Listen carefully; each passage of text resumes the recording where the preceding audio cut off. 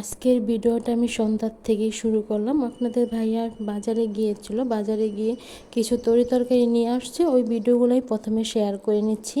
আপনাদের ভাইয়াই কিন্তু বাজারগুলো বের করে দেখাচ্ছিল। আপনাদের ভাইয়া ভেন্ডি নিয়ে আসছে। আমাদের এই জায়গায় তো ভেন্ডি বলে, বিভিন্ন জায়গায় হয়তো বা বিভিন্ন নাম থাকতে পারে, কোনো জায়গায় ঢেঁড়স বলা হয়। আর সাথে কিন্তু দুন্দুল নিয়ে আসা হয়েছে, দুন্দুলগুলো কিন্তু দেশি ছিল। আর সাথে কিন্তু কাঁচা আম নিয়ে আসা হয়েছে। আর দেখুন কাঁচা আমগুলো কিন্তু বড় ছিল, মানে দূর থেকে তো ক্যামেরাটা করেছি, তার জন্য মানে ভালো করে বোঝাতে পারিনি। আর সাথে কিন্তু বিরিঙ্গা নিয়ে আসা হয়েছিল। আমাদের এখানে তো এগুলোকে বিরিঙ্গা বলা হয়, বিভিন্ন জায়গায় হয়তো বিভিন্ন নাম থাকতে পারে। আর দেখুন বন্ধুরা, আমগুলো কিন্তু অনেক বড় ছিল, আর আমগুলো কিন্তু বাতি ছিল, মানে বাড়া বসে গিয়েছিল, তার জন্য বললাম। আসসালামু আলাইকুম everyone, welcome to back to my channel. দূরে কাছে যে যেখান থেকে আমার ভিডিওটা দেখছেন, আশা করি আল্লাহর রহমতে সবাই ভালো আছেন। আলহামদুলিল্লাহ, আপনাদের দোয়া এবং ভালোবাসায় আমরাও ভালো আছি। প্রতিদিনের মতো আরও একটি ছোট্ট ভিডিও নিয়ে শুরু করলাম। এটা হচ্ছে পরের দিন সকালের ভিডিও। এর আগে যে ভিডিওটা দেখেছিলেন এটা হচ্ছে আগের দিন রাতের ভিডিও ছিল।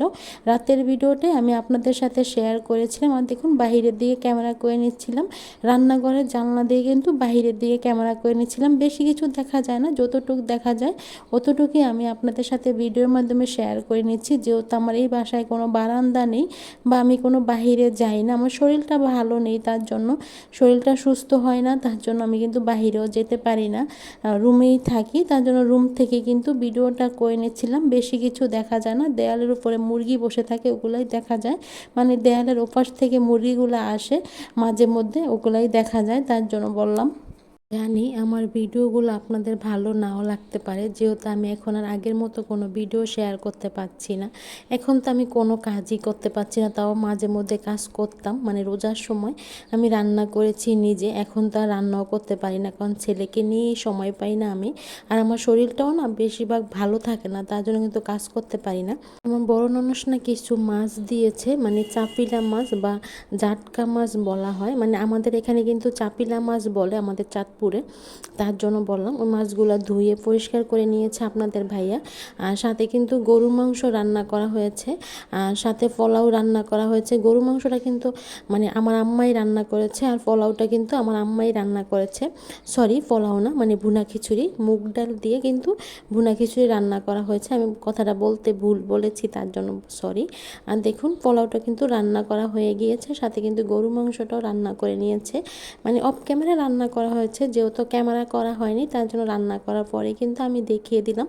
যেহেতু আমি এখন ক্যামেরা করতে পারছি না, মানে আসতে পারছি না ক্যামেরা করার জন্য, আর আমার আম্মুও কিন্তু ক্যামেরা করতে পারছে না, তার জন্য কিন্তু আমি রান্না করার পরেই কিন্তু দেখিয়ে দিলাম। আর দেখুন বন্ধুরা, তরকারির কালারটা দেখুন, গরু মাংসর কালারটা দেখলেই বুঝতে পারবেন তরকারির কালারটা কীরকম এসেছে। আলু দিয়ে কিন্তু গরু মাংস রান্না করা হয়েছে।